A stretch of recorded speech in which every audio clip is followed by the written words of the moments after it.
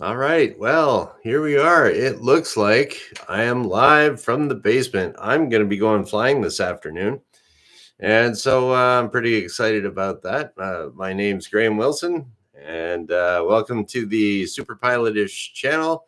And here I am talking to you about airplanes in the basement. Okay, so here we go. And I see the first person has entered the chat here, and I'm not even going to try to pronounce that name. We're going to keep it all nice and child friendly here. Okay, so today I'm going to be talking about, well, what got me thinking about this topic is I'm going to be flying in someone's airplane today that I've never flown in before. I've flown that type of aircraft, but not his specific one. And before you go flying, you always have to know, do you have the proper paperwork in order? Because it's just like if you're driving your car, you got to have your driver's license on you. The police pull you over, and license and registration. And well, they can't pull you over up in the air, but they can get you just before you get into your airplane or after you land. So in Canada, anyways, there's a little acronym, and that's what the title of this video is Arrowjil. And I wasn't gonna do I wasn't gonna do a video on Transport Canada paperwork, but I did a little Google search on Arrowjil, and nothing really came up for YouTube videos. So here we go. Let's try it out. So it's an acronym. Like in aviation, there's a million different acronyms.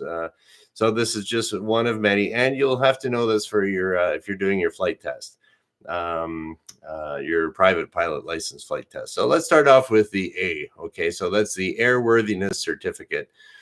And every airplane, it's kind of like a little snapshot that's taken of the airplane at one point in time. There's a date on there that says that, okay, on this date, this airplane was airworthy, and it only gets worse from there. So if you think about it as just a little snapshot, there's things that can make that airworthiness certificate invalid. So you have a big accident. The mechanic takes out the motor and he's going to start working on it. Well, you can't fly a plane without a motor.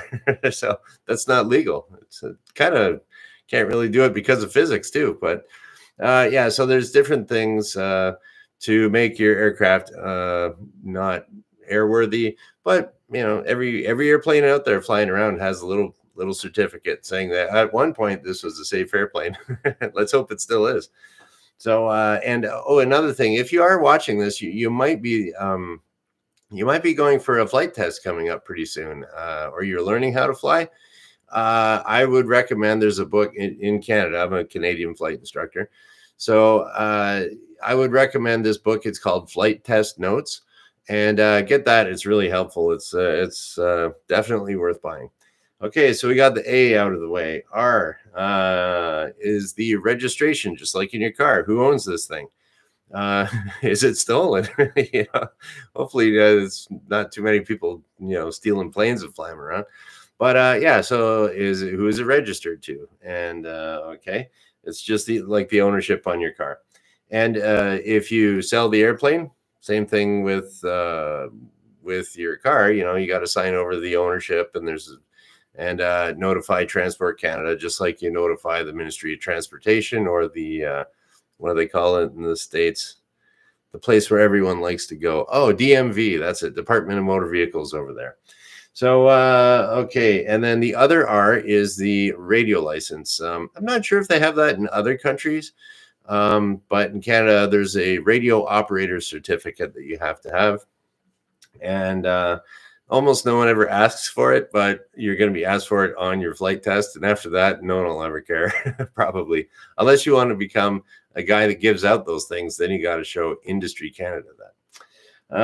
Okay, the O for Arrowjil. The O stands for the Owner's Handbook, or the POH Pilot Operating Handbook. If you get into bigger airplanes, they're called the AFM, the Aircraft Flight Manual. But yep, you got to have something on there. So that's required because, let's just say you're flying around and something goes wrong. And you'll say, oh, how do I fix this? I don't know. Hey, pull out the book. It tells you all your emergency procedures and normal operating procedures. And so that's why it's required to be on board. So there's your O. The W stands for weight and balance. Okay, so you have to make sure that your airplane's center of gravity is within tolerance. You don't want it too nose heavy or too tail heavy, and then that'll affect its stability and how well it can fly. And it might not even fly if it's too much out of whack, or weight if it's overweight. Yeah, you don't want to be flying an airplane overweight, because at that point you're a test pilot. They only test it to a certain you only kind of all your numbers and speeds and all that. It all has to do with the weight and center of gravity, and it's all calculated within this envelope. So once you're outside of that envelope, you're too heavy. Well, there you go. You're a test pilot. You don't know what your stall speed is anymore. You don't know how much fuel will take you so far. So you don't want to be flying overweight, and that's a tricky one. I was yeah, so like you got to ask your passengers that, like, hey, how much do you weigh? And that can get really tricky. But I have a less, and especially if you got like I'm doing say I was doing a sightseeing flight, and some stranger comes in there, and like I'm a guy, and here's this woman. I got to ask her how much she weighs so I can make sure I'm not overweight in the airplane. So this is my joke. Feel free to use it. So I and I actually had to do this for a pilot examiner when I was going to getting my class 1 instructor rating. I had to go flying with this Transport Canada examiner, and it was a woman, but I had to find out how much she weighs. So it's kind of, I mean, she's a pilot, so she's used to the question, but it still seems weird to ask a woman how much she weighs. So I said, and it worked out pretty well. It works out most of the time. So I said, well, okay, I'm going to have to ask you, the same questions I do as like if I'm trying to pick up a chick. So here they are. I just have to ask them. It's all part of the job. How old are you and how much do you weigh? But, you don't have to tell me your age. So there we go. That's and so I don't know. It works for me. And so that is you got to make sure you don't need written proof that your aircraft is within that weight category, but you have to know that it is. So if you have a little piece of paper and you calculate it, you can bring that with you. Okay, J stands for journey log. It's not required in the United States, I don't think, to bring a journey log, but it's a book that has every flight that the airplane's ever done in it. So it gets to be pretty thick. And so the J is for the journey log, and that also tells you if there's any defects on the airplane. You can look in there if there's a defect, right tire flat. If you see that written in there, then you're like, well, it's the defect is written in the book. That's on the last line in the last flight. Someone detected that there was a flat tire. Well, you can't go flying it. It's grounded until that gets signed off by a mechanic. So know how to snag a journey log, and if you're doing your flight test, ask your instructor about that, the journey log. Okay, the next one is I for insurance. Your airplane must be insured. So just like your, I don't know, I guess there's some places your car doesn't have to have insurance. Most places, anywhere in Canada, it has to be insured. So if there's some sort of an accident, I think it's minimum $1 million liability insurance. I forget, but yeah, so you got to have insurance. And the last one, L, Arrowjil, stands for license. So you have to bring your pilot's license with you. You got to have it on you. I would say if Transport Canada ever randomly asks you for your paperwork, the number one thing they'll be looking for is if your medical is valid in your license. So there's that. Now, an interesting little thing that this is just going to be kind of a shorter one today, but an interesting thing that I that I stumbled across was now years ago, I think it was about 1996. You were required to have on board interception orders.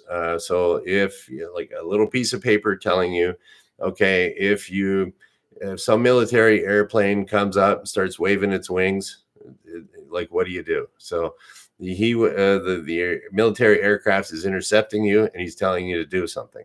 Waves his wings, you wave your wings to acknowledge, and then he might say, follow me, and you got to follow him, or there's different things that you can do. And so that used to be required to be on board the aircraft, but it's not required since about 1996. But just for fun, I looked it up. Now we have the Canada Flight Supplement, or the CFS as it's commonly called. This book is it can be in digital form now, but it's got like every airport in Canada in here. And also at the back, I bookmarked it, that it's got your interception orders. So the coolest thing, I never even, you're not going to get tested on it, but it's kind of fun to read through. And I was looking at it, and it's like, it says what you have to call yourself if you are intercepting a Russian airplane. So let's just say, I don't know, this dude's flying over in his Antonov, or he's got I'm booting along up in the Arctic with my little Cessna 150, and I want to intercept this MiG that flies into Canadian airspace. Okay, and you try to contact them anytime you're talking to military or anything. It's 121.5 is the frequency, but the Canadian call, and it's like, I don't really like this, how the Americans have cooler call signs than we do. Okay, so I'm looking in here. If the Americans are in Alaska and they're intercepting a Russian plane, okay, if it's an aircraft that's say like I don't know, F-35 or something, he's going to go intercept them. Their call sign is Ivory Eagle. It's like, yeah, cool. And then if the Canadians were flying our CF-18 Hornets up there and we intercept them, you know what our call sign is? Horse. It's like, hey, it's horse. Ivory Eagle, horse.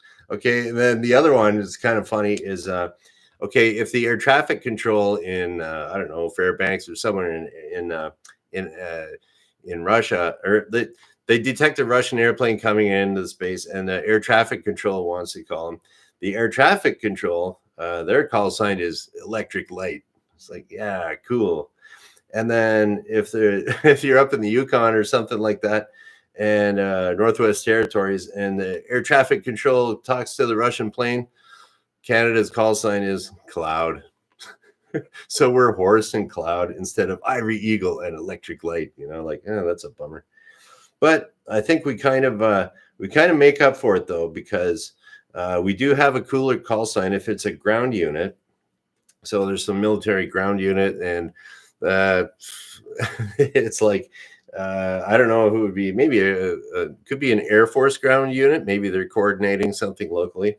Okay, and then it's kind of the call sign for the Americans for a ground unit is post pounder.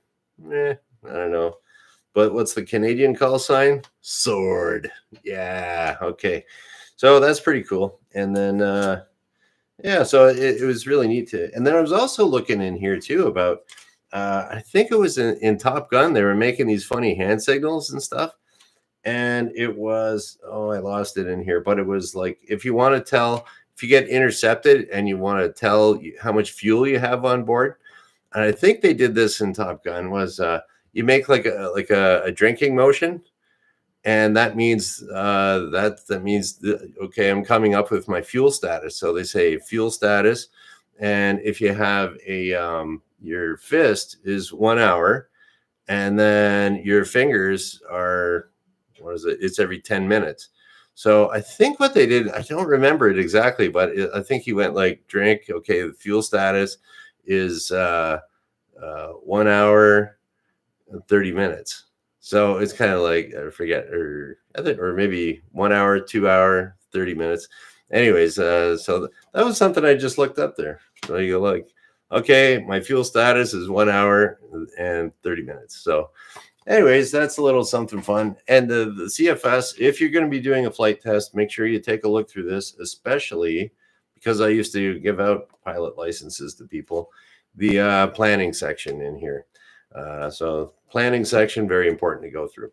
Okay, so that is about that. So who doesn't like clouds, according to Mona Moore? Well, it's there's no clouds out there today. It might be a little bit hazy, but I think it should be a good day for flying. A little bit warm, but it gets cooler once you get up in the air. So that is about it. So thanks everybody for coming by, and I haven't got a topic picked out for Wednesday, but I will be here every Monday, Wednesday, Friday at noon and Eastern time, And so another way to find this is like if you subscribe, then you go to YouTube, it'll pop up more for you. So if you subscribe, I'd really appreciate that, and it'll be helping you out too. So Monday, Wednesday. Did I forget Friday? Monday, Wednesday, Friday at noon. So we'll shut her down here, and I'm going to get ready to go flying. So thank you very much for watching. That's it. Bye.